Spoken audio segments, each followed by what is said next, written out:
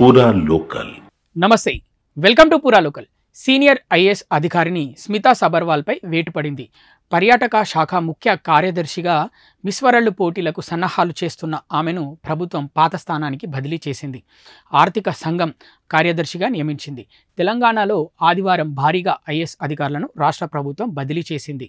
అంతకుముందు స్మితా సబర్వాల్ కంచె గచ్చిబౌలి భూముల వివాదంలో ఆమె ట్విట్టర్ ఖాతా వేదికగా వ్యతిరేకంగా పోస్టులు పెట్టిందన్న నేపథ్యంలో పోలీసులు ఆమెకు నోటీసులు అందించారు. అలాగే వివరణ ఇవ్వాలని కోరారు. ఈ నేపథ్యంలో స్మితా సబర్వాల్ మళ్ళీ రిప్లై ఇస్తూ దాదాపు 2000 మందికి పైగా అలా పోస్టులు పెట్టారు, వాళ్ళందరినీ అరెస్ట్ చేస్తారా, వాళ్ళందరినీ వివరణ ఇవ్వాలని కోరుతారా అని అడగడం అయితే జరిగింది.